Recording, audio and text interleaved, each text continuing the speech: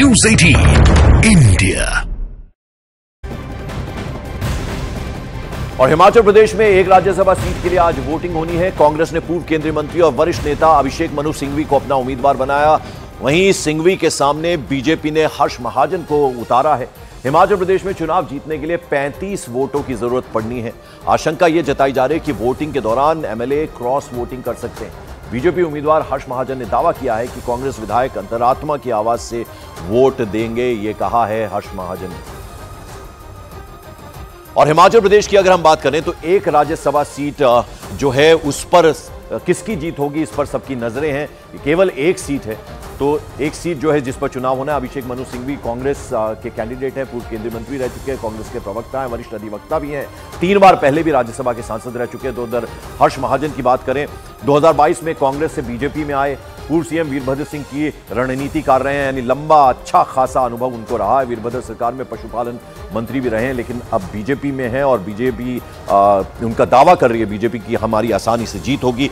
अब देखना होगा कि ऐसे में किस तरह का नतीजा सामने आता है हिमाचल प्रदेश की अगर हम बात करें। और इसके साथ ही कर्नाटक में भी राज्यसभा चुनाव रोमांचक हो गया है।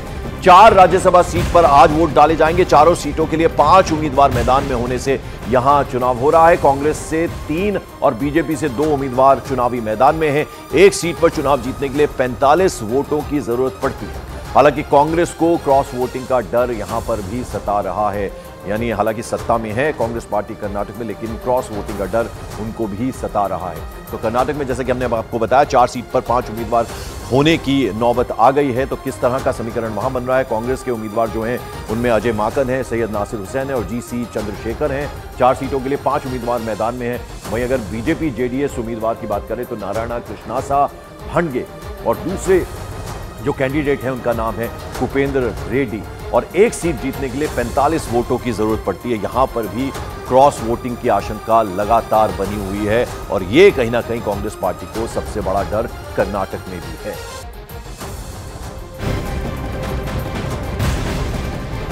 और इस वक्त एक और बड़ी खबर आ रही है। तेजस्वी यादव के काफिले में शामिल एक गाड़ी और एक राहगीर की गाड़ी के बीच में टक्कर हो गई। इस हादसे में एक आदमी की मौत हो गई है, 10 लोग घायल बताए जा रहे हैं। यह हादसा पूर्णिया के मुफस्सिल थाना के बेलोरी के पास हुआ, जब नेता प्रतिपक्ष तेजस्वी यादव के काफिले में शामिल एक कार और एक राहगीर की कार के बीच भीषण टक्कर हो गई। इस हादसे में तेजस्वी यादव के काफिले में शामिल गाड़ी के ड्राइवर की मौके पर ही मौत हो गई, जबकि 6 पुलिसकर्मी घायल हुए हैं। साथ ही साथ जो दूसरी कार थी उसमें 4 लोग सवार थे, वो भी घायल हो गए। सभी जो घायल लोग हैं, इंजर्ड लोग हैं, उन्हें इलाज के लिए जीएमसीएच हॉस्पिटल में भर्ती कराया गया है। सूचना मिलते ही जो डिस्ट्रिक्ट के एसपी हैं वो हॉस्पिटल पहुंचे, उन्होंने जायजा लेने के लिए। और आपको बता दें तेजस्वी का ये काफिला चल रहा था कि अचानक से एक दूसरी कार से वो टकरा गई। एक शख्स की मौत हो गई जबकि 10 लोग घायल बताए जा रहे हैं। चंद्रमोहन कुमार हमारे सहयोगी हमारे साथ। चंद्रमोहन, क्या अपडेट, क्या जानकारी? बिल्कुल, देखिए घायलों का इलाज अभी जीएमसीएच हॉस्पिटल में चल रहा है। तो वहीं फिर से एक बार आज सुबह में अभी वरीय अधिकारी पहुंच रहे हैं इनका जायजा लेने के लिए, और अगर जरूरत पड़ी तो इसमें जो गंभीर रूप से घायल जवान हैं या फिर जो सिविलियन हैं उनको पटना रेफर किया जा सकता है। जो जानकारी मिली है उसके मुताबिक जब तेजस्वी यादव की यात्रा हाईवे होकर गुजर रही थी, इसी दौरान मुफस्सिल थाना क्षेत्र की यह घटना है, जब जो उनके स्कॉट में गाड़ी मौजूद थी वो रॉन्ग साइड में चला गया और तभी सामने से जो कार आ रही थी उसमें टक्कर हो गई, जिसमें सिविलियन 4 लोग घायल हुए हैं, जबकि 6 जो पुलिस के जवान हैं वो घायल हुए हैं और एक की मौत हो चुकी है जो ड्राइवर उसमें मौजूद था गाड़ी में। तो इस घटना के बाद वरीय अधिकारी फिर से एक बार अभी सुबह में पहुंचे हैं देखरेख और जानकारी लेने के लिए, और अगर जरूरत पड़ी तो जो गंभीर रूप से जख्मी है उनको पटना रेफर बेहतर इलाज के लिए किया जा सकता है। शुक्रिया इस अपडेट, इस जानकारी के लिए चंद्रमोहन कुमार आपका।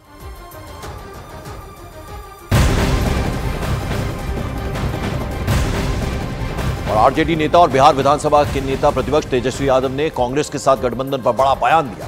उन्होंने कहा कि क्षेत्रीय दलों को ड्राइविंग सीट पर बैठना चाहिए और कांग्रेस को उन सीटों पर अपना पूरा फोकस करना चाहिए जहां पर उसका सीधा मुकाबला बीजेपी से है। तेजस्वी यादव का यह मानना है कि लोकसभा चुनाव में बीजेपी और कांग्रेस के बीच 200 से ज्यादा सीटों पर सीधा मुकाबला है। तेजस्वी यादव ने इस बात का दावा किया कि क्षेत्रीय दल अपने क्षेत्रों में मजबूत हैं और जहां क्षेत्रीय दल मजबूत हैं वहां कांग्रेस को चाहिए कि उन क्षेत्रीय दलों को सपोर्ट दें। और जहां कांग्रेस की बीजेपी से सीधी सीधी लड़ाई है, वहां कांग्रेस को मजबूती से लड़ना चाहिए, यानी क्षेत्रीय जहां पर दल हैं उन्हें मेन ड्राइविंग सीट पर बैठना चाहिए, ये कहा है Tejashwi Yadav. What I believe that regional party should sit on a driving seat and Congress should concentrate where they're in a direct fight with BJP, which is more than 200 seats.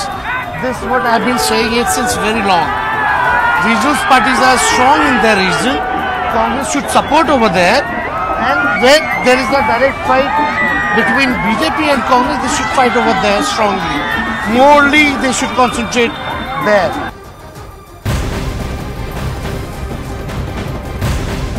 बड़ी खबर आ रही है, आरजेडी विधायक किरण देवी के ठिकानों पर एनफोर्समेंट डायरेक्टरेट की red पड़ रही है। आरा जिले के संदेश से विधायक हैं किरण देवी।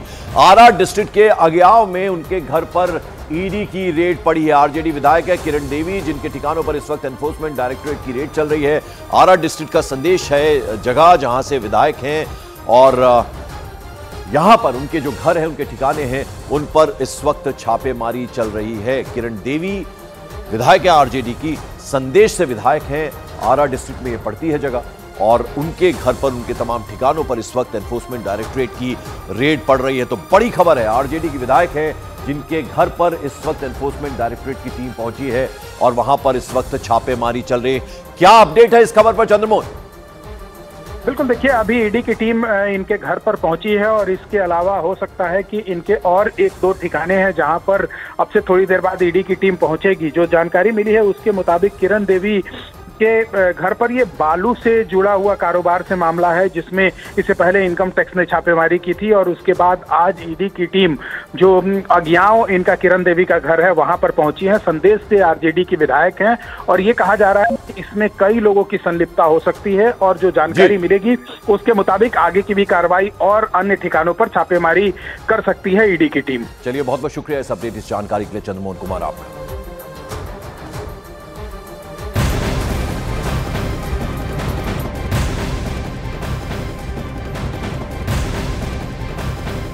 उधर बहादुरगढ़ में 2 दिन पहले दिन दहाड़े मार दिए गए इंडियन नेशनल लोकदल के नेता नफे सिंह की हत्या से जुड़ी एक और बड़ी खबर सामने आ रही है।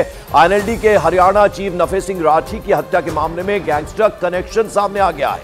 उनकी हत्या के पीछे गैंगस्टर के होने का शक है। विदेश में बैठे गैंगस्टर पर ही अब तक शक जो है वो गहराता जा रहा है। हमलावरों में उस गैंगस्टर के शूटर हो सकते हैं।